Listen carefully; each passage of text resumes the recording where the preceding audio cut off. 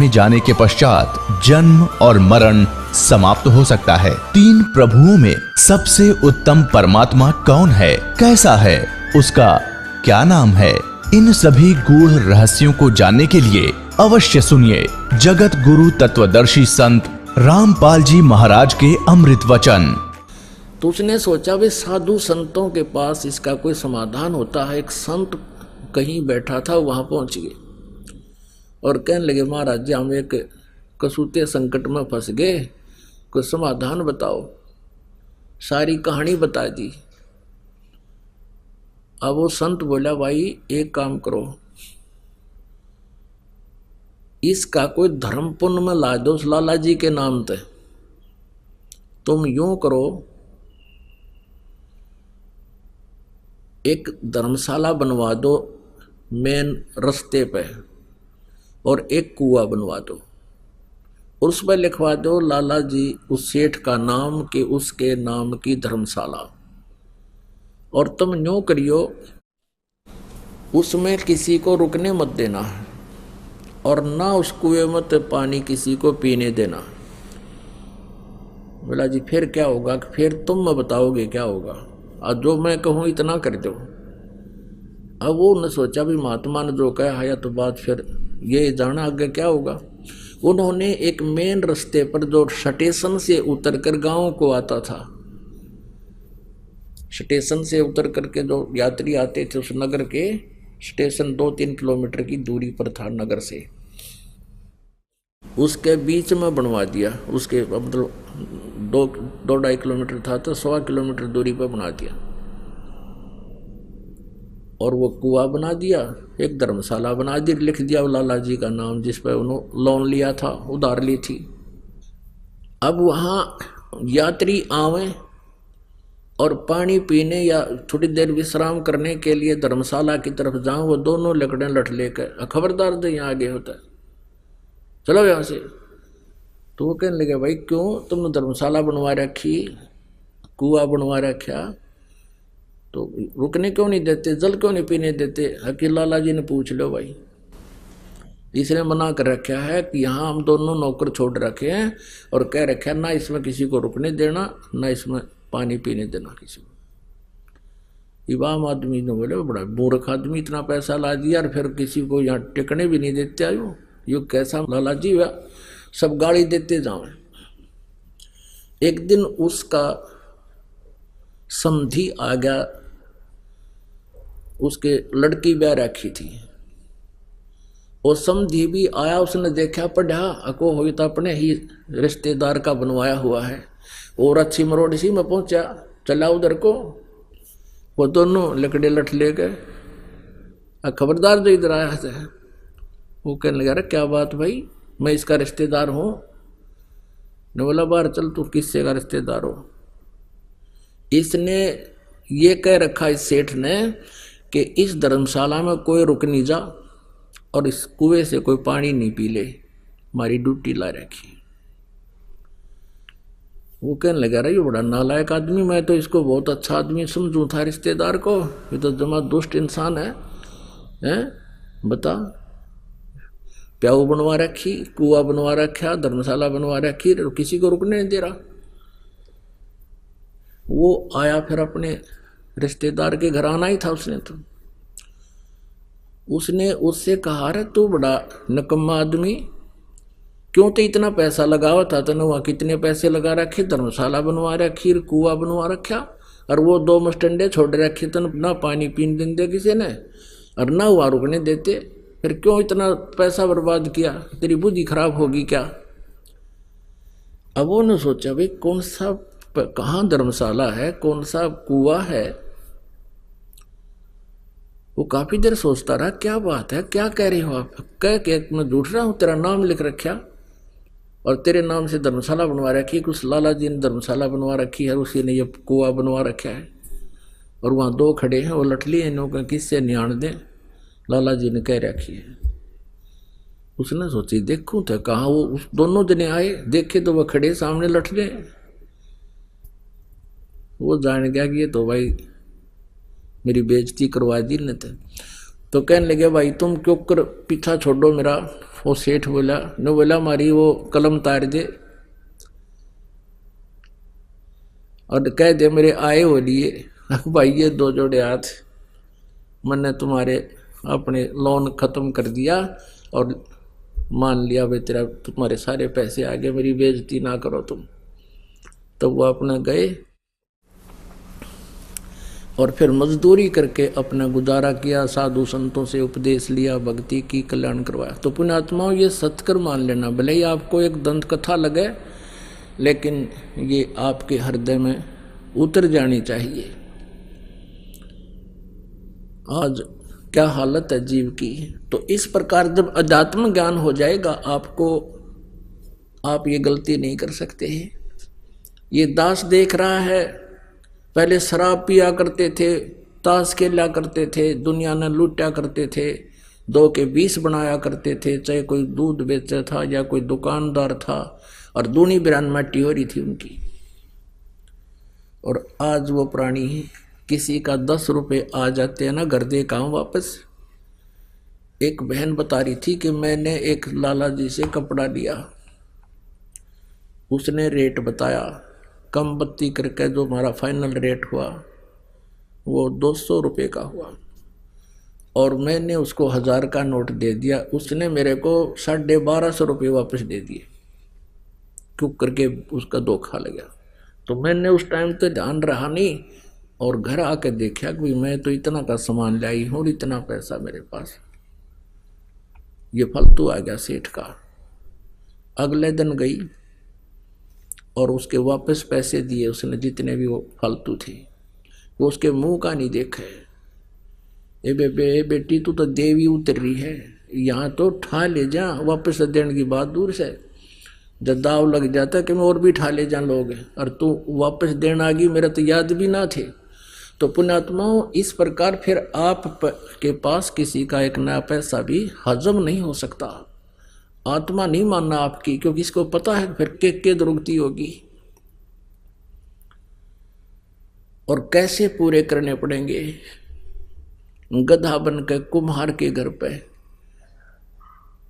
ये प्राणी उसके पूरे करेगा, और फिर कितना कष्ट उसके ऊपर से गुजरेगा वही जाने।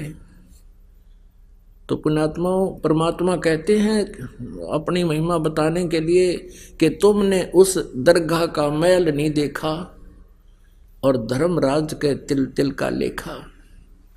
तो प्रसंग चल रहा है कि जब हम परमात्मा के आध्यात्मिक ज्ञान से परिचित हो जाएंगे फिर हमारी एक विशेष व्यवस्था बनेगी, आत्मा के अंदर एक विशेष उभार आवेगा।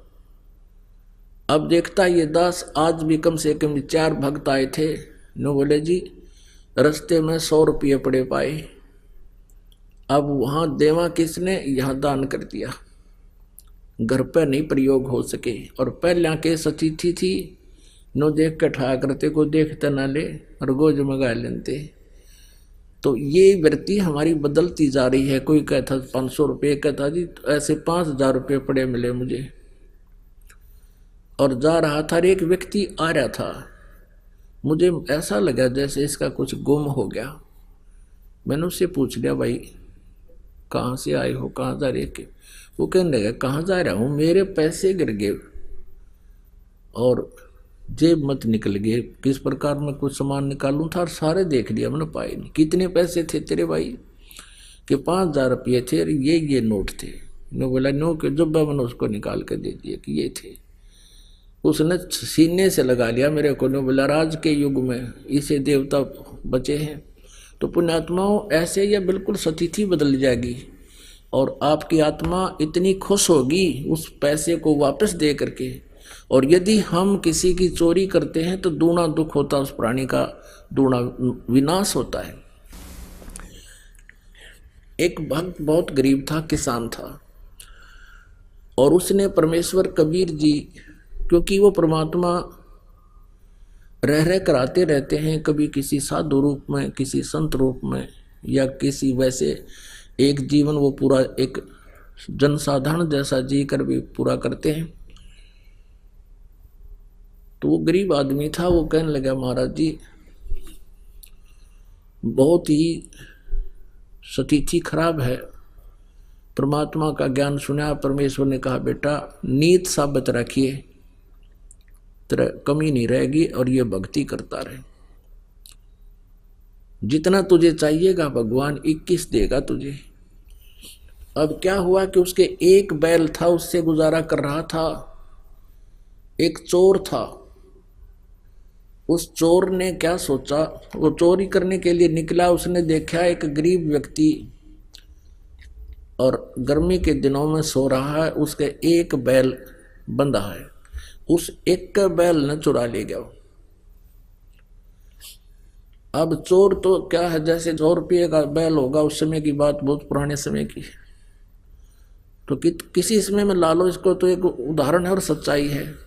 तो उसने तो 10 रुपये का बिक गया, वो भी बेच दिया कि कहीं कोई पकड़ा ना जा तो, या 20 रुपये का, और बेच ब्याज खा पी कर फुर वो तो फिर उसाए हो गया। उसने कुछ दिन के बाद फिर ऐसे चोरी करता करता उसने सोची चल उस जिसका बैल चुरा के लाया था वो शरीफ आदमी लग गया ना, को पुलिस रिपोर्ट करी उसने, उधर ही चलते हैं। वहां जाकर देखा उसने 1 वर्ष या 2-1.5 वर्ष के बाद क्या देखा कि उसके 2 बैल बंधे हुए हैं, बहुत अच्छी स्थिति के, और वो सो रहा है रात्रि के समय। उस चोर ने उसके दोनों चुरा लिए, दोनों बैल चुरा लिए और ले गया,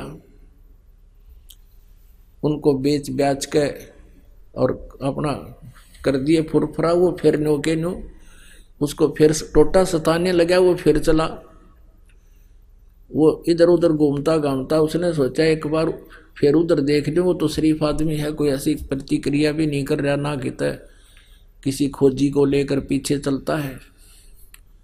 उसने वहां जाकर देखा, क्या देखा कि उसके 4 बैल बंध रहे, 4 बैल नु खागड़ के से। अब उस चोर ने सोचा भाई मेरा तो नाश हो लिया और 3 बैल चुरा चुका मैं इसके, और इसके आज 4 बैल बंधे हुए हैं। भाई ये कौन सा जंतर मंत्र है इसके पास, इसने यो पूछूंगा मैं तो। और उसने वो वहीं सो रहा था किसान, उसको उठाया कि भाई उठना एक बार। वो किसान कहने लगा, सोया था ने बोला भाई मुझे मत छेड़, मुझे सोने दे, सारा दिन काम किया है, नींद अभी लेटा हूँ, सोने दे। वो कहने लगा भाई मैं चोर हूँ। वो चोर कहने लगा मैं चोर हूँ। ने बोला भाई चोर है ना, अपना काम कर दो, तू आया है, मुझे अपना सोने दे। अब वो कहने लगा रहा जो काम मैं करना चाहूँ था वो मेरे अतीब होता कोई ना, इसलिए तुझे जगाऊँ ना, मैं कितने जगाऊँ वो।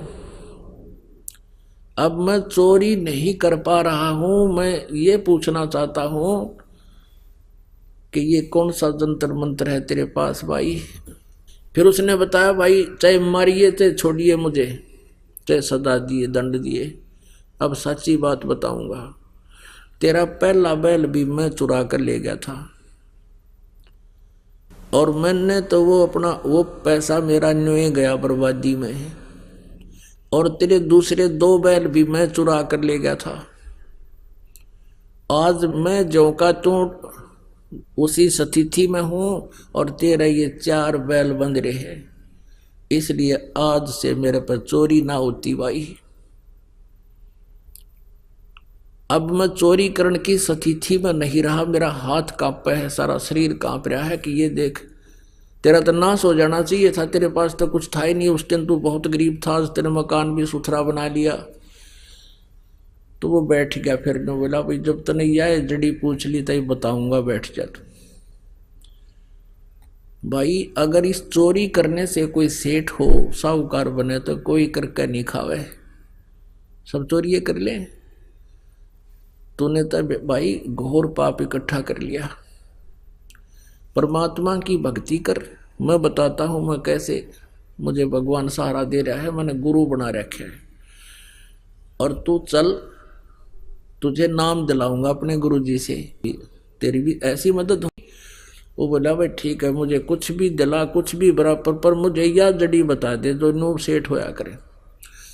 गुरुजी के पास ले गया, उसको बताया। फिर उसने अपनी सारी कहानी बताई कि महाराज जी मैं कति घना ढेर आदमी हूँ, नीच व्यक्ति हूँ, और मैंने इसके 3 बैल चुराए, आज मेरे पास एक भी नहीं, और पैसा भी खाने को नहीं, बालक भी भूखे बैठे हैं, और आपके चेले के ठाठ हो रहे हैं। मैं यो जंतर पूछन आया हूँ। परमात्मा बोले ले भाई यो जंतर तू भी ले ले, नाम ले, भक्ति कर, और बेटा तुम भी ऐसे सुखी हो जाएगा। पर आज के बाद चोरी ना करिए। इन्होंने कान पकड़ दिए। रख नहीं गुरुदेव, सपने में भी नहीं करूँगा, और भी करता होगा मेरे मित्रानों ने भी समझाऊंगा भाई यो काम करने का कोई नहीं। फिर वो देखो पुण्यात्माओं कहाँ तक इन्हों पता लग जाए यो चोर है, उसकी देही तोड़ दे आदमी उठता है, और 20 साल उन्होंने बुलाओ भाजी हो रहा है, भाजी हो रहा है, चोर ठह गया। और उसने न्यो भी ना पता लगने दिया पड़ोसियाँ थे कि ये चोर था, मेरे बैल खरीद के चोरी करके ले गया था। तो पुण्यात्माओं परमात्मा पे विश्वास जब हो जाएगा आप पे, आपकी एकदम नेचर बदल जाएगा आपका। उसने मित्र समझ लिया उसको कि चोखा भगवान का नाम ले लिया, इसके बच्चों का कल्याण होगा, इसका होगा। मेरा क्या बिगाड़ दिया इसने, अपने कर्म फोड़ दिए। उसको घर पे लाया, फिर वापस न बोला रोटी खा और रुक रात ने, और कल ये बैल ले जा, तू एक और दूंगा तेरे को, और अपनी कमाई कर, और भाई अपने बच्चे पाल ले। अब वो एक बैल ले गया चोर। अब उसने अपनी गलती मान ली, प्रायश्चित कर लिया, अपनी लगा खेती करने। अब 2 साल के अंदर वो 4 बैलों के पैसे लेकर और वापस आया, जिसके वो चोरी करके ले गया था 3 बैल उसके, और एक वो उसने उधारा दिया था। 4 बैलों के पैसे लेकर उसके पास पहुंचा 2-3 वर्ष के बाद के ले भाई ये तेरे बैल चुराए थे उनके पैसे, अरे का आपने मुझे उधारा दिया था इसके पैसे। आज मैं परमात्मा ने मेरे ऊपर मेहर बख्श दी और सब तरह से मैं सुखी हो गया। पहले भी आता रहता था, सत्संग सुनता रहता था, विचारधारा परमात्मा से सुनता रहता था। फिर उस दिन वो लेकर आ गया पैसे, पता लग गया कि ये इसका लोन मैं क्यों रखूँ अपने सिर पे। तो उसने कहा भाई मैं ना लूँ एक ना पैसा है तेरे, मेरे तो भगवान ने ठाट कर रखे, तो इस पैसे को चल गुरुदेव के चरणों में रख दे, तेरा धर्म में लग जाएगा। ऐसा ही किया गया। तो पुण्यात्माओं ये बातें कहने सुनने की नहीं, ये कर पाड़न की है। ये सच्चाई है कि आप देखना इस परमात्मा के हाथ एक बार लग कर देखो सच्चे दिल से। और फिर आज तो आप लूटते हो दुनिया को, कोई रिश्वत लेता है, कोई मिलावट करता है, दोनों दुखी हो रहे हो, इधर से नुकसान हो रहा है, उधर से आप अपनी नेचर खराब करके भाव बिगाड़ करके चोरी रिश्वत लेते हो। और फिर आपके आत्मा में कैसी शांति होगी। एक तो ऐसा माहौल बदल जाएगा कि विष दिखाई देगा आपको। उसके विषय में परमात्मा बताते हैं जब तुझे ज्ञान हो जाएगा, जैसे किरका जहर का रंग होरी हो, कहो कौन तिस खाव राम रंग होरी हो। ओए होए, जब आपको ये पता चल जाएगा कि एक कण पड़ा है विष का, ये विष का कण है, आपको पक्का पता है कि विष है, कहते उस कण को भी कौन जीव पर धरे, ऐसा मूर्ख कौन है। जैसे किरका जहर का रंग होरी हो, कहो कौन तिस खाव राम रंग होरी हो। कि फिर आपके घर में एक न्यारी खुशी होगी, आपकी आत्मा में न्यारी खुशी होगी। और ये एक दूसरे से लूटना खसोटना, बुरी नजर रखना, बुरा कर्म करना, ये एक विष दिखाई देगा। फिर उस विष को जब आपको पता चल गया ये विष है, फिर खा के दिखाइए उसको। अब तो हम अनजान पड़े में ये जुल्म कर रहे हैं और फिर उसका दंड भी हम भोग रहे हैं। पुण्यात्माओं सबसे पहले हमने परमात्मा को पहचानना होगा और जो समर्थ परमेश्वर है वही हमें ये सुख दे सकता है। हमारे भाग्य से भी अलग, किस्मत में ना होगा तो भी आपको देगा। और आपने पहले इस परमात्मा की शरण में आने से पहले चाहे कितनी ही गलतियां कर दी हों, क्योंकि वो आपकी अनजानपने में की गई गलतियां हैं, अज्ञानता से की हुई गलतियां हैं और काल प्रेरणा से की हुई गलतियां हैं, वो परमात्मा खूब समझते हैं कि इस जीव के बस का नहीं, ये काल ने इसको इतना भ्रमित कर दिया कि ये कुछ भी कर सकता है। और फिर ये ऐसा विधान बना के छोड़ दिया कि जैसे कर्म करेगा वैसा ही फल मिलेगा। बुरे करेगा तो उसका अलग डिपॉजिट, शुभ करेगा तो उसका अलग डिपॉजिट। और इस लोक में शुभ करने के लिए तो बहुत प्रयत्न, अशुभ करने की जरूरत नहीं आप पे होंगे। जैसे पृथ्वी ऊपर पग जो धारे, करोड़ जीव एक दिन में मारे। जो चौका तुम दे वो नेता, सत्य ब्राह्मण की है हत्या। अब जैसे डेली पोचा मारते हैं या वैसे लीपते हैं या वैसे सैर सपट्टा करते हैं या कोई खेत में हल जोतता है या मजदूर कस्सी से खोदता है, करोड़ों जीवों को मारकर शाम को विश्राम करता है, इतने पाप इकट्ठा कर लेता है। और पुण्य एक भी नहीं हो सकता, क्योंकि शास्त्र विधि को त्याग कर जो मनमाना आचरण करते हैं उसको कोई लाभ नहीं होता, न उसको सुख होता है, न उसकी गति होती है, न उसके कोई कार्य में कोई सिद्धि प्राप्त होती है, कोई न उसको कोई सुख होता है। गीता जी अध्याय नंबर 16 के श्लोक 23 में स्पष्ट किया है कि शास्त्र विधि को त्याग कर जो मनमानी पूजाएं करते हैं। अब आज तक इस तत्व ज्ञान से आपको पता चलेगा कि आप क्या साधना करते थे, मनमाना आचरण करते थे, मनमानी पूजाएं करते थे जो आपको कुछ भी लाभ देने वाली नहीं थी। तो जो पूजा साधना आप करते थे वो तो यूजलेस, और जो भी दान आप करते थे बिना गुरु के, क्योंकि पूरे गुरु बिन बात नहीं बनती। इन नकली गुरुओं को नकली मेहनतों से आपने उपदेश ले भी लिया, गुरु शिष्य बन भी गए, तो इनसे भी कोई लाभ नहीं होगा। तो उससे क्या होगा कि आपका पुण्य तो एक भी नहीं बने था और पाप इतने बने जिनमें गिनती नहीं हुआ। तो आप जब तक पूर्ण परमेश्वर कबीर देव जी की शरण में इस दास के माध्यम से नहीं आओगे, नकली कबीर पंथियों से भी आपको कोई लाभ नहीं होगा।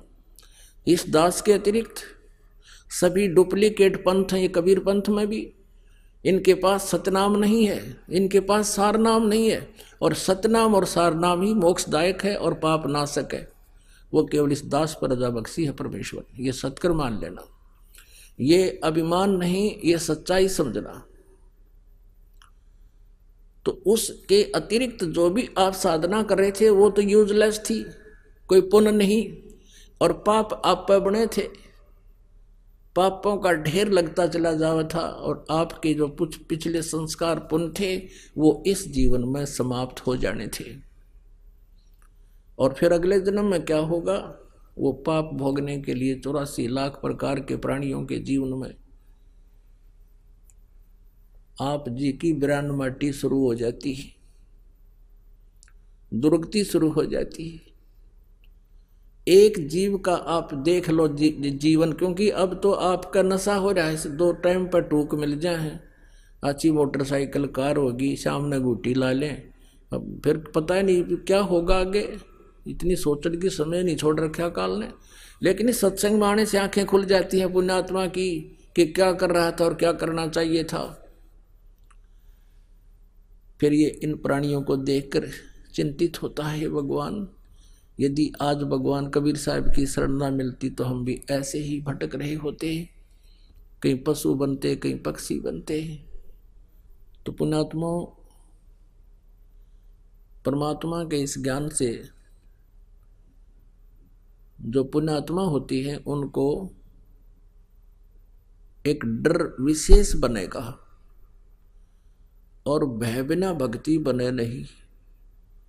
अब जैसे कई व्यक्ति कह देते हैं कि जो संतों ने वाणी बोली है एक तो यथार्थ, एक भयानक, एक ऐसी एक वैसी। जैसे कोई कहता भी किसने देखा आगे क्या होगा, पशु बनेंगे या पक्षी बनेंगे, ये तो कहने की बातें हैं, ये तो डराने के लिए होती हैं।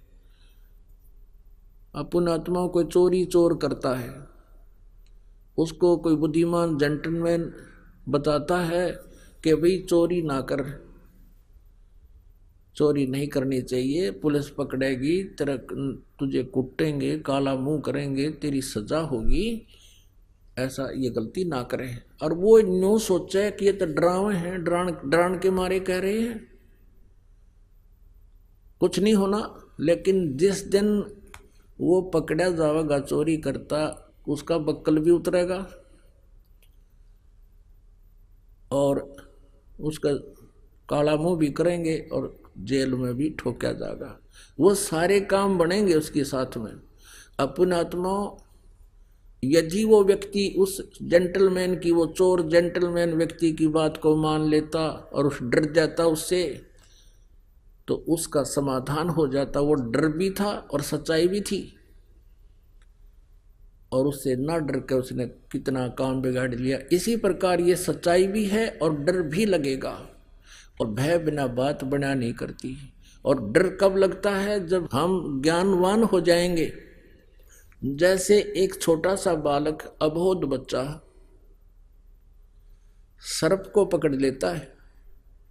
एक बहन बतावा थी कि मेरी लड़की का लड़का आंगन में खेल रहा था, पशुओं का आंगन था, पशु खेतों में चले गए थे और उसकी माँ उसको वहाँ छोड़कर पशुओं का गोबर बाहर डाल रही थी। एक सर्प आ गया, काला सर्प, और उसने जाके उसको अच्छी वस्तु जान के न्यू पकड़ लिया। पकड़ते ही वो हाथ पर डस गया, उसने वो छोड़ दिया, वो खिसक गया। कुछ देर के बाद उसका हाथ सूजना शुरू हो गया। अब वो बच्चा बता नहीं सकता, उसकी माँ पूछे क्या लग गया। उस समय तो उसको कोई, बच्चे को दर्द भी महसूस नहीं हुआ, थोड़ी थोड़ी सी वो बोलता था, ज़्यादा भाषा नहीं बोल पा रहा था। डॉक्टर के पास ले गए। डॉक्टर ने बताया कि इसके किसी विषैले जानवर ने काट रखे है। फिर बच्चे से पूछने लगे, बेटा कैसा था, क्या था, किसने डस दिया? वो कहने लगा, भैंस की पूंछ कैसा था, काला काला। अब उसको ये नहीं मालूम था ये सांप था। उसने वो सांप पकड़ दिया और उसने वो डस दिया, तो मुश्किल से जान बची उस बालक की। तो एक हफ्ते के में जाकर होश में आया वो। तो कहने का भाव ये है कि जब वो बच्चा सियाना हो जाएगा, बड़ा हो जाता है, तो सर्प को इतनी दूर से देखकर भाग लेगा और औरों को भी कहेगा सर्प आ गया, सर्प आ गया, भाग लो, सांप आ गया। तो पुण्यात्मा, इसी प्रकार आप जीव अबोध बालक हो, जो गलतियों पर गलती कर रहे हो, इसका बहुत दुष्परिणाम भोगना पड़ेगा। और आपको इस तत्व ज्ञान से ये ज्ञान हो जाएगा, आपकी बुद्धि इतनी उठ जाएगी, आपको वो विष दिखाई देगा, वो सर्प दिखाई देगा जो कर्म आज कोई कर रहा है, चोरी, जारी, रिश्वत का या दहेज आदि ले करके अपने कर्म बिगाड़े हैं। ये नहीं होगा, फिर आपसे हो ही नहीं सकता, और इसकी आवश्यकता कतई नहीं। हम कितना दूसरे के धन को लेकर सुखी हो सकते हैं? अपना इतिहास पढ़ लिया, सुन ली ये कथा, ये सच्चाई है, सत्कर मान लेना। तो पुण्यात्माओं, इस तत्व ज्ञान से आपकी पूर्ण रूप से आत्मा निर्मल हो जाएगी, और फिर इस निर्मल बुद्धि आत्मा के अंदर ये सतनाम रूपी बीज आप में बहुत अच्छी तरह फल फूलेगा।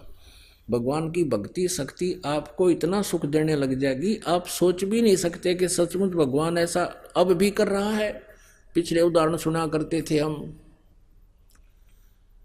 कि भगवान ऐसा दे दिया, उसको ऐसा कर दिया। आपको वर्तमान में दिखा देंगे, रोज कथा सुनाया करोगे अपने मित्रों को कि आज मेरा इतना ऐसा हो गया, ऐसा सुख हो गया। ये वो परमात्मा है,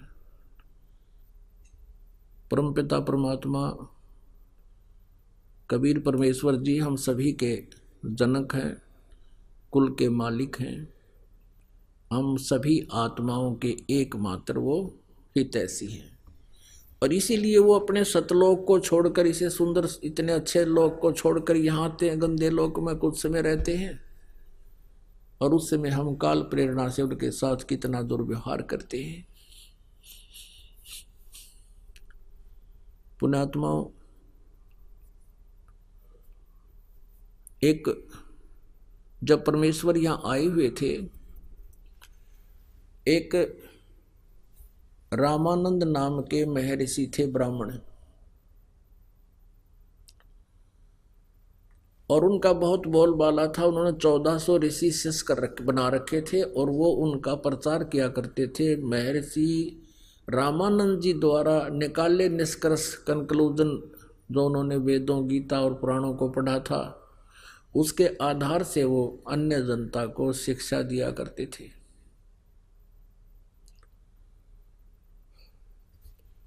एक दिन परमेश्वर कबीर जी जब 5 वर्ष के हो गए थे,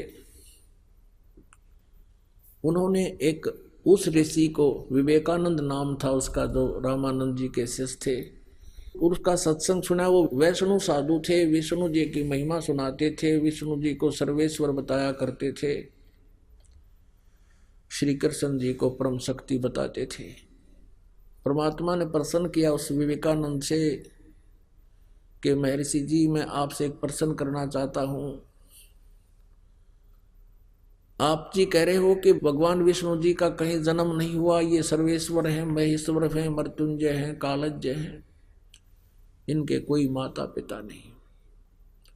परमेश्वर ने कहा कि मैंने शिव पुराण में कथा सुनी थी, एक ब्राह्मण तय रुद्र संहिता के अंदर स्पष्ट लिखा हुआ है, 5वें, 6, 7वें, 8वें अध्याय में, कि सदा शिव रूपी काल रूपी ब्रह्म से और दुर्गा इस शक्ति से, दोनों के संयोग से विष्णु की उत्पत्ति हुई और ब्रह्मा जी की उत्पत्ति हुई और शिव की उत्पत्ति हुई। और देवी भागवत में लिखा है, ब्रह्मा विष्णु जी स्वयं कहते हैं कि हमारा तो जन्म और मृत्यु होता है, हम अविनाशी नहीं हैं। अब उसके पास वो रखी हुई थी पुस्तकें, उसने उठाकर देखी विवेकानंद ने। अब परमात्मा के दिए ज्ञान से उसको कुछ पढ़ने को मिला कि सचमुच इसमें कुछ लिखा तो है कि विष्णु जी का जन्म हुआ,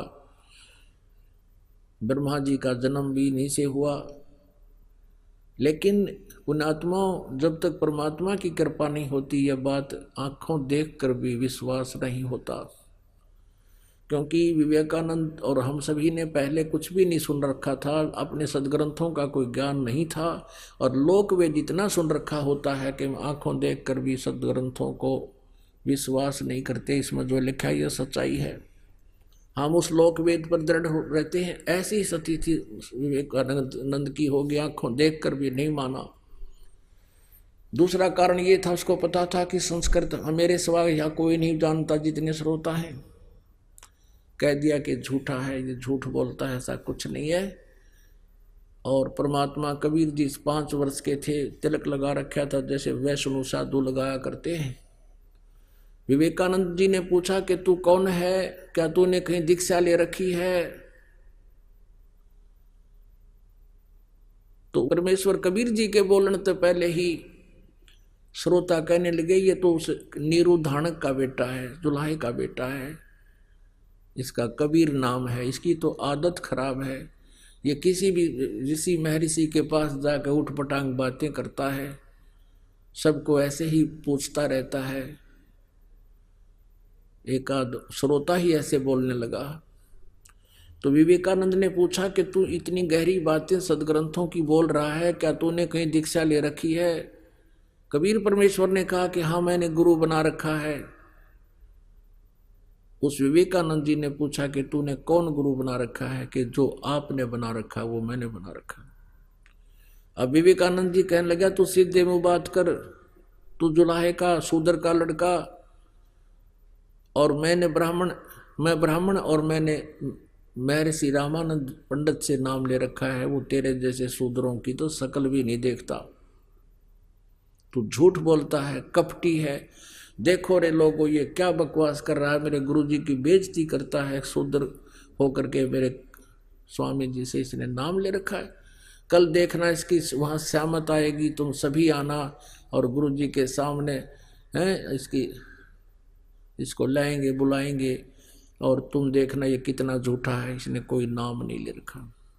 पुण्यात्मा अगले दिन 10 मस्टंडे पकड़ के ले गए कबीर परमेश्वर को, बालक को, 5 वर्ष के बच्चे को। रामानंद जी के सामने जाके खड़ा कर दिया। रामानंद जी झोंपड़ी के अंदर अपनी कुटिया के अंदर बैठे थे, सामने पर्दा लगा लिया था। विशेषकर उस दिन गेट के ऊपर के आज जुलाहा कबीर को लाया जाएगा और मैं दिखाऊंगा इनको, मैंने इसको कोई उपदेश नहीं दे रखा। ऐसा ही हुआ। पर्दे के अंदर से पूछा स्वामी जी ने कि तू कौन जात है तेरी और किस पंथ से यानी संबंधित है, तेरा कौन सा पंथ है। अब देखो पुण्यात्मा, परमात्मा सामने खड़े हैं।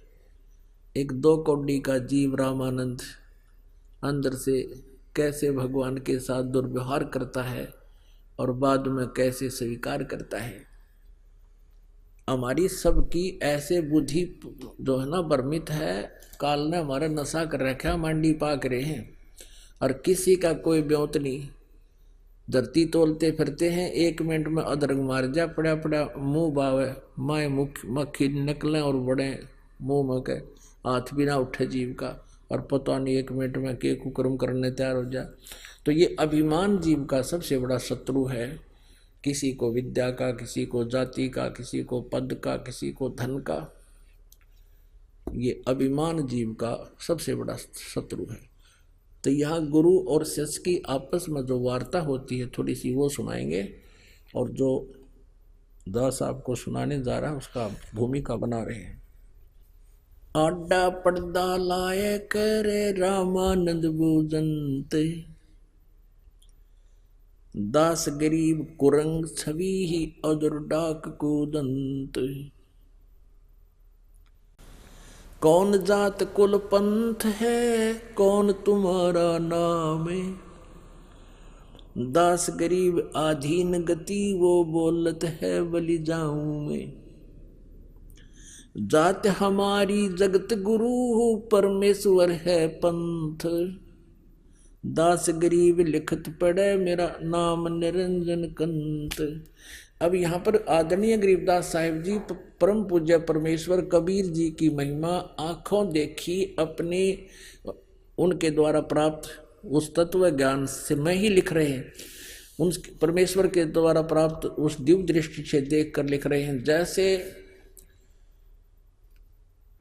तुलसीदास जी ने लाखों वर्ष पहले की घटना रामायण और कलयुग के अंदर ज्यों की तू अपने सिंपल लैंग्वेज में यथार्थ चित्रित कर दी थी, लिख दी थी।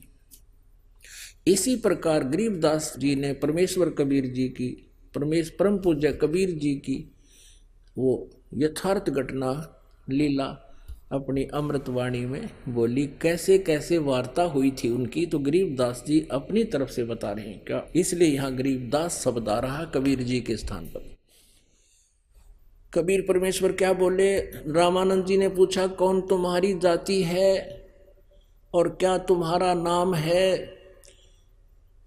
तो गरीबदास जी कहते हैं आधीन होकर जैसे गुरु जी के सामने एक शिष्य सुयोग्य शिष्य को व्यवहार करना चाहिए ऐसे कर रहे हैं। और क्या बोले, बोलत है आधीन गति, आधीनी से बोल रहे हैं। गरीबदास जी कहते हैं मैं बलिहारी जाऊं उस परमेश्वर के समर्थ शक्ति होते हुए इतने विनम्रता से बात कर रहे हैं छोटे से जीव के सामने। जात हमारी जगत गुरु और परमेश्वर है पंथ, दास गरीब लिखत पढ़ मेरा नाम निरंजन कंत। पुण्यात्मा इस परमात्मा की ये घटना लीला याद आती है, क्योंकि आप जिन इतना सुन नहीं रखा, नए नए भक्त आए हैं। इस दास जी को जब ये बातें चित्रित होती हैं, वो घटना इधर परमात्मा खड़े हैं 5 वर्ष के बालक के रूप में, महर्षि रामानंद जी बैठे हैं और अपने एक जीव को सद्बुद्धि देने के लिए परमात्मा कितना कष्ट उठाते हैं। अब रामानंद जी गालियां दे रहे हैं भगवान को और वो करबद्ध खड़े हैं। तो पुण्यात्माओं, हमारा हितैषी कौन है? एक शराबी बालक लड़का बाप ने बूंदी अच्छी कह देता है और वो बेचारा आंखों में आंसू बहाता और बैठ जाता है, और फिर भी ये सोचता है इसकी नशा उतर जाएगा तब ये ठीक बोलेगा मुझे। तो पुण्यात्माओं, यही सतिथि आज हमारी है।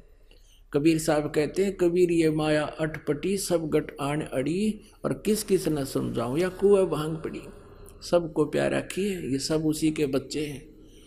और यह भांग पैदी काल ने यहाँ की ये बकवाद बेमतलब की गोटी ला ले, कोठी बना ले, कार ले ले, इससे उलझा दिया।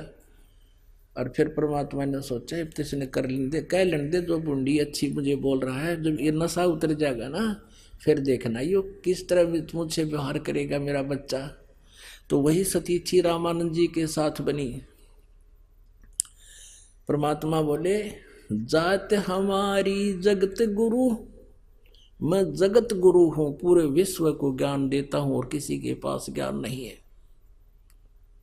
और पुण्यात्माओं, वेद गवाही देते हैं। ऋग्वेद मंडल नंबर 9 सूक्त नंबर 86 मंत्र 26-27, ऋग्वेद मंडल नंबर 9 सूक्त 82 मंत्र 1, 2, 3 में, ऋग्वेद मंडल नंबर 9 सूक्त 96 96 के मंत्र 16 से लेकर 20 में, ऋग्वेद मंडल नंबर 9 सूक्त 20 मंत्र 1 में, ऋग्वेद मंडल नंबर 9 सूक्त नंबर 1 मंत्र 8 और 9 में, और भी बहुत स्थानों पर है।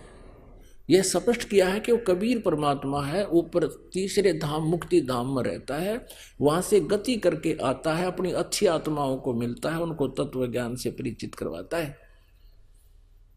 जो तत्व ज्ञान वही बताता है आकर के, अपनी महिमा आप ही ठीक ठीक बता सकता है, और कोई नहीं जानता उस परमात्मा की द्वारा रची हुई सृष्टि को और उसके अध्यात्म ज्ञान को।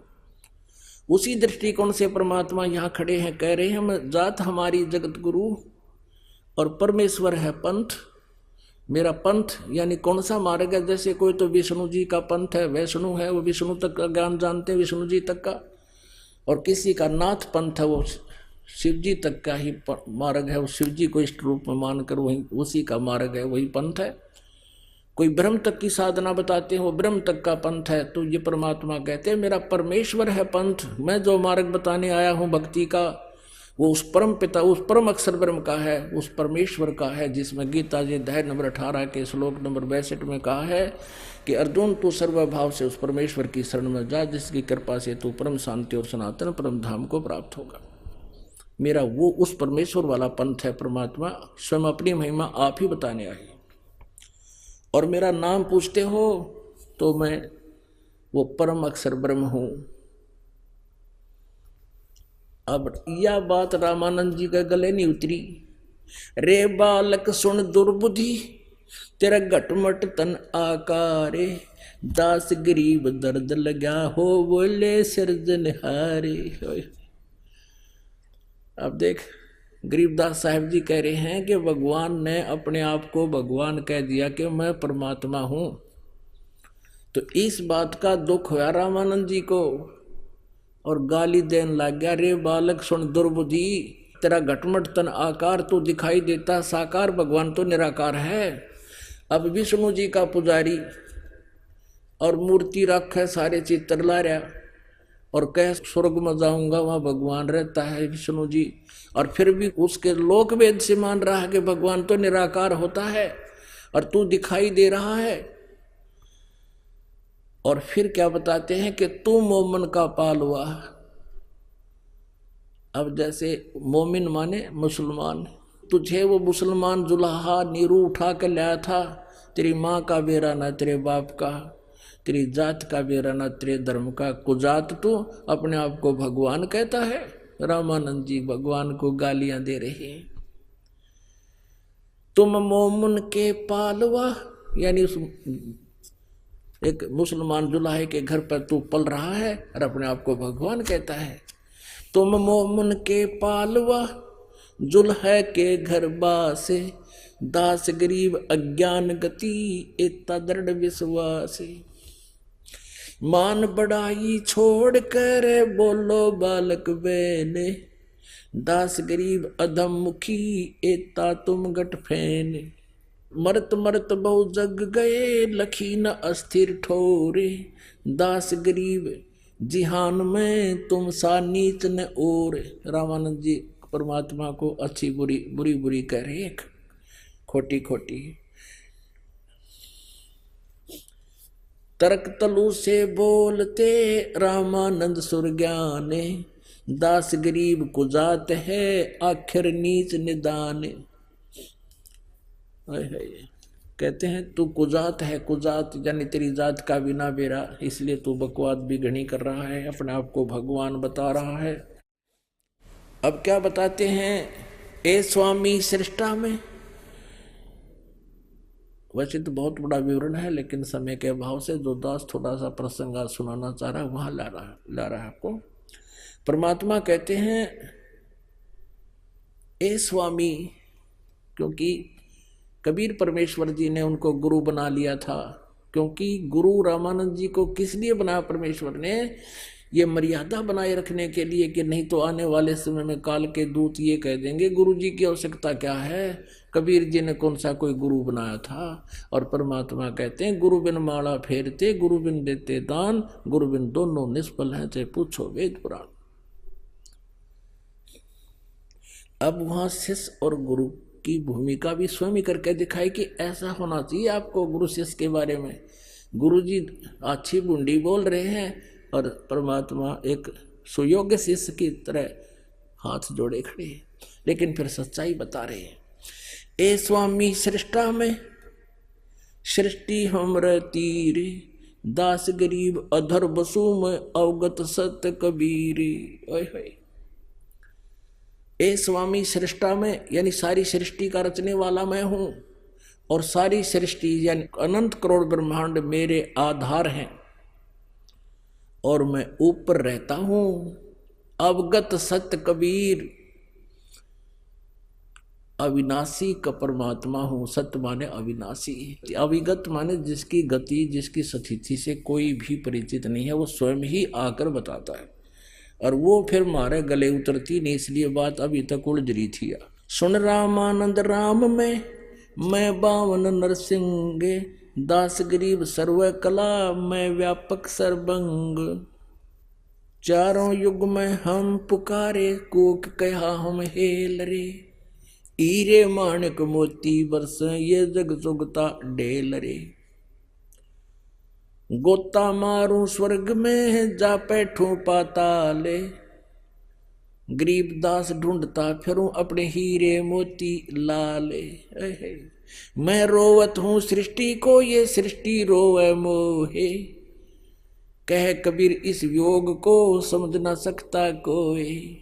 गरीबदास जी बता रहे हैं कि कबीर भगवान ने बोले कि मैं तो तुम्हें रो रहा हूं कि तुम मेरे बच्चे हो, तुम काल के जाल में फंस गए हो, थारी बिरान माटी कर रखी, कोई किसी का बेटा मर गया, किसी की बेटी मर गई, और किसी के 2 लड़के हैं, एक मर गया, ने सोचा है भगवान एक तो बच गया, और पहले दोनों थे, जब एक चला गया कौन सी डाल डाली, और दूसरे का नंबर आएगा जब के कर लेगा। तो यहाँ सबको नो सकोड़ रखा है, चल इतनी ईब तब और तो बचेंगे, इतना यो हो गया सो हो गया, बाकी तो बचे रहेंगे, बाकी की क्या प्रोटेक्शन कर दिया तूने। यह सोच पहले थी, जब एक लड़का मरा तो ये अज्ञान हटेगा आपका। तो क्या बताते हैं, मैं रोवत हूँ सृष्टि को और सृष्टि रोवे वो ही। ये मुझे ढूंढते फिरते हैं कि वो भगवान तो जो है ना सब सुख देता है, अकाल मृत्यु से भी बताता है, हमारे आने वाले जीवन में जो संकट है उनसे भी बचाता है। तुम इस गुण युक्त परमात्मा की खोज में भटक रहे हो और इन काल के दूतों को फंस जाते हो। मैं तुम्हें रो रहा हूं कि तुम मेरे बच्चे हो, मेरे पास आ जाओ, मैं तुम्हें सुख दूंगा। लेकिन हमारा जो वियोग हो गया बीच में, हमारे इस वियोग को अब कोई नहीं समझ पा रहा है। अपना आत्माओं परमात्मा आके न्यों कहे मैं भगवान हूँ ना जचे, और मेरे जैसा दास बीच में बिचौलिया होकर बताओगा अरे यो भगवान खड़ा भाई, फिर आदमी समझेगा, सोचेगा, विचार करेगा।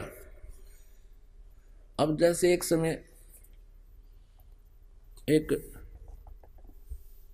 जो है मंत्री आ गया उसमें गांव में, और कुछ व्यक्ति गांव के इकट्ठे हो गए जहां उसने आना था, और वो ऐसा सीधा साधा सा सिंपल अपने वे से आके और वहां खड़ा हो गया उन व्यक्तियों में ही। तो जब वो आया उसकी कोई परवाह नहीं कर रहा था, अरनो देखे थे वो मंत्री ना आया और वो वहां खड़ा है, उसने उसका धक्के मारे, इन्होंने बोले भाई मंत्री जी आना हो रहा है। और वो उसके साथ फिर गनमैन था, वो कहने लगा अरे ये है मंत्री जी, सचमुच है कहाँ, फिर लग गए उसका, नहीं चौधरी साहब राम राम। अब वो आप ना जच्चा हो जाए, इकला उतरने को कह दे मैं मंत्री हूँ कि वो जाना नहीं थे, नहीं पड़े रहे तुम। आइए अब हम उन श्रद्धालुओं के अनुभव जानते हैं जो जगत गुरु तत्वदर्शी संत रामपाल जी महाराज जी से दीक्षा प्राप्त कर चुके हैं तथा उनके द्वारा बताए गए भक्ति मार्ग पर चल रहे हैं। सर नमस्कार। नमस्कार सर। सर क्या नाम है आपका? मेरा नाम चेतराम सर। चेतराम जी आप कहाँ से आए हो?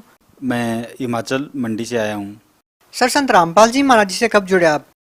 मैं संत रामपाल जी महाराज से 27 सितंबर 2016 में जुड़ा हूँ श्रीमान।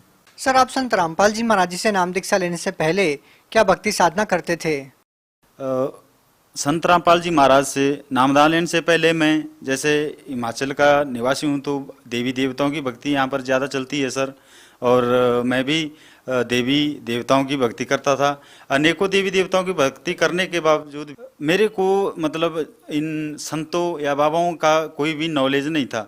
मैं देवी देवताओं पर ही आश्रित था, जैसे हमारे बुजुर्ग करते थे, व्रत त्योहार पूजन खंड पाठ आदि यही करता था। और सबसे ज़्यादा मान्यता शिव जी महाराज को थी, उन्हीं की भक्ति करते थे और दुर्गा की भक्ति करते थे। सर जैसे कि आपने बताया कि पहले आप बहुत ज़्यादा नशा करते थे, सर जो पहले साधनाएं आप करते थे क्या उन साधनाओं को करने से आपका नशा नहीं छूटा? बचपन की भक्ति साधना के द्वारा मेरा कोई भी मतलब नशा छूटने का नाम ही नहीं था। मेरे माँ बाप ने भी जोर लगा लिया, मेरे हिसाब से तो उन्होंने मेरे को ऑल हिमाचल घुमा दिया। ऐसे ऐसे देवी देवताओं के पास लेके चले गए जो मैंने आज तक भी मतलब मंदिर नहीं देखे थे। मैं 43 साल का हो गया, उन मंदिरों तक लेके गए जो हिमाचल के महान देवता मुनमाहू नाग और कमरू नाग जैसे देवता हैं। तब भी मेरा शराब मतलब उनके मंदिर के दरवाजे से हटना और मेरा गाड़ी के दरवाजे तक पहुंचना और बोतल का पीना एक बराबर था। क्या करते हैं सर आप? मैं आर्मी में सर्विस करता था, बट मैं 2014 से रिटायर्ड हूँ। और रिटायर होने के बाद भी 1 साल तो मैंने इतनी ड्रिंक की कि मैं पहुँचते पहुँचते जाके धर्मपुर हॉस्पिटल में भी पहुँचाया गया मेरे को। क्या अनुभव था आपका इसमें? हॉस्पिटल में अनुभव ये था भी मेरे कहने माँ बाप का ये कहना था भी ये मेंटल हो चुका है, तो मेरे को धर्मपुर मेंटल जो हॉस्पिटल उधर पहुँचाया गया। उसके बाद जब मेरे को 2016 में संत रामपाल जी महाराज से नामदान लिया, उसके बाद मैंने कभी भी दारू की तरफ देखना तो क्या दिमाग में भी सोचा था कि नहीं कि दारू भी कोई चीज़ मेरी ज़िंदगी में आई थी तो उसने तो मेरी ज़िंदगी का मतलब पूरा ही सत्यानाश कर दिया था। लेकिन आज मैं इतना खुश हूँ, मेरा परिवार खुश है, मेरी जो पत्नी है वो भी बहुत ज़्यादा खुश है, मेरे बच्चे खुश हैं। सर एक और बात आपसे जानना चाहेंगे, सर क्या इससे पहले भी आपने कभी नशा छोड़ने की कोशिश की? बहुत बार कोशिश की, 3 महीने तक के लिए भी मैंने दारू को छोड़ा, लेकिन आफ्टर 3 महीने के बाद फिर दोबारा उसी कंडीशन में पहुंच जाता था। लेकिन अब जब मेरा नामदान लेने के बाद जो दारू छुट्टी हुई है, हाँ, संत रामपाल जी महाराज से नामदान लेने से बाद जो मेरा दारू छुट्टी हुई है, अभी तक मेरे फॉर एवर शायद लाइफ में कभी जिंदगी में दारू के बारे में सोचूंगा तक नहीं। सर आखिर इस बात पे कैसे यकीन करें कि आपने संत रामपाल जी महाराज जी से नाम दीक्षा ली और आपका नशा छूट गया? सर बात ऐसी है, जब संत रामपाल जी द्वारा बताई गई जो सद्भक्ति है शास्त्र अनुसार, अगर इंसान संत रामपाल जी महाराज के द्वारा बताई हुई भक्ति को अपने सही तरीके से करता है तो एक डर पैदा होता है और इंसान को ये पता चल जाता है कि मैं किस लेवल पे हूँ और किस लेवल के कार्य कर रहा हूँ, मुझे क्या करना चाहिए था और क्या मैं कर रहा हूँ। तो मतलब सही और गलत का जो अंदाजन बंदा नामदान लेने से ही मतलब उसी दिन से लगा लेता है, अपना स्टेटस जान लेता है कि मैं क्या चीज़ हूँ, मैं इस धरती पे आया हूँ, मेरे क्या कार्य हैं, मुझे क्या करना है क्या नहीं करना है। तो नामदान लेते ही मतलब सत्संग अटेंड करने से, लोगों के बीच बैठ के जो संत रामपाल जी महाराज से जिन लोगों ने औरों ने नामदान लिया है उनके बीच में वार्तालाप करने से ही वो चीज़ मतलब बढ़ती जाती है, आदमी की सोच बढ़ती है, आदमी का सोचने का तरीका बदलता है, आदमी का जो है करने का ढंग बदलता है, नज़रिया बदलता है। और दारू तो क्या मतलब हर प्रकार की कुरीति जो हम पढ़ते आ रहे हैं, पीछे से भी अपने इतिहास को हम खंगोल के देख रहे हैं, तो संतों के प्रवचन, मंतों के, ऋषियों के, महर्षियों के या किसी अच्छे नेता अभिनेता या कोई भी जैसे हुए समाज सुधारकों के, तो इनको कंपैरिजन करके हमने जो आखिर में जब ये डिसीजन निकलता है तो ये निकलता है कि आज तक इतने समाज सुधारक होते हुए भी समाज में मतलब सुधार नहीं आया। तो एक संत रामपाल जी महाराज जो आज जेल में हैं, उनका ज्ञान प्राप्त करने मात्र से ही हम पूरे सामाजिक कुरीतियों जिनको आज हमारी गवर्नमेंट्स, हमारे प्रशासन खत्म नहीं कर पाए, मात्र नामदान लेने से संत रामपाल जी महाराज का नामदान लेने से ही हम सब कुछ एक ही मतलब झटके में इस चीज़ को ख़त्म कर रहे हैं। हमारे अंदर डर पैदा हो रहा है कि हमारे लिए फॉर फर्दर टाइम आगे के लिए जो समय आ रहा है, चलने वाला समय हमारे लिए घातक सिद्ध हो सकता है अगर हम इनको कंटिन्यू फॉलो करते रहे तो। सर, संत रामपाल जी महाराज जी से नाम दीक्षा लेने के बाद आपको क्या लाभ मिले? संत रामपाल जी महाराज से नामदान लेने से हमें सबसे सर्वप्रथम मैं महत्वता देता हूँ इस चीज़ को कि हमें एक अच्छी भक्ति मिली और शास्त्र अनुसार ज्ञान, जो एक इंसान के जीवन में बहुत ही अहमियत रखने वाली चीज़ है, और एक पूर्ण संत से हमारे को नामदान मिला है। यही है हमारे को सबसे पहला फायदा। दूसरा फायदा गिनाने के लिए इंसान के जीवन में फायदा या घाटा या जो कुछ चलता रहता है, बट मोटे मोटे फायदे मेरे ये हैं कि नामदान लेने के बाद फायदे तो पहले भी होते थे, लेकिन हमें ये नहीं पता होता था कि किस वजह से हमें फायदे हो रहे हैं, कहाँ से फायदे हो रहे हैं। अब एक्यूरेट पता चल रहा है कि हमें फायदे किस वजह से हो रहे हैं। और मेरे बच्चों का, दोनों बच्चों स्कूटी पे गए हुए थे किसी काम बस, तो आते टाइम उनका महिंद्रा जीप से टकराना, और आपको पता है मतलब भाई पहाड़ी एरिया है और कितने शार्प टर्निंग्स हैं, तो बच्चों ने शायद पता नहीं कैसे मैनेज किया, लेकिन दोनों बच्चे जब टकराए हैं इससे महिंद्रा से, तो छोटे वाले लड़के के घुटने पे खरोच आई एक, और उसमें तकरीबन 5 टांके लगे थे। रात को उसको हॉस्पिटल लेके गए तो उसमें भी कहने का मतलब ये है सर कि वो जो एक्सीडेंट होना था, इतना एक्सीडेंट हो सकता था, हम पूरी जिंदगी के लिए माँ बाप की तो कमर टूट चुकी थी, लेकिन संत रामपाल जी महाराज से नाम दे लेने के बाद हमारे ये हादसा टला।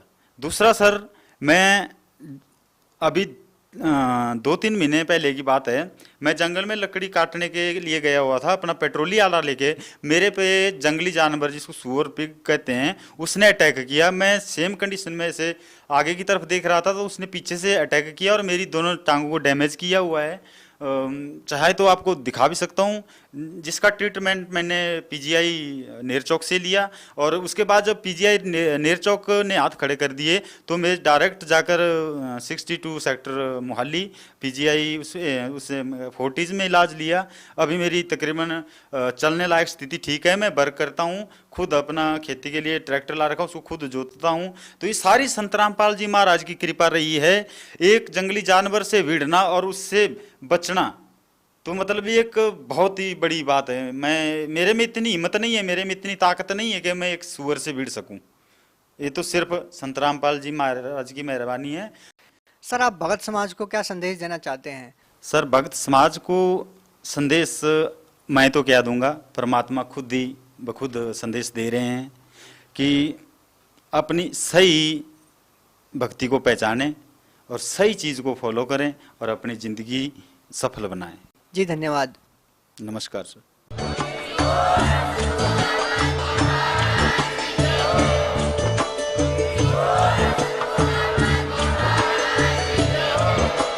आप सुन रहे थे जगत गुरु तत्वदर्शी संत रामपाल जी महाराज जी के मंगल प्रवचन। अधिक जानकारी के लिए विजिट कीजिए हमारी वेबसाइट www.jagatgururampalji.org। संत रामपाल जी महाराज जी के शुभ आशीर्वाद से पूरे विश्व भर में 500 से भी ज्यादा नाम दीक्षा केंद्र हैं, जिन पर संत रामपाल जी महाराज जी द्वारा ऑनलाइन निशुल्क नाम दीक्षा दी जा रही है। अपने नजदीकी नाम दीक्षा केंद्र का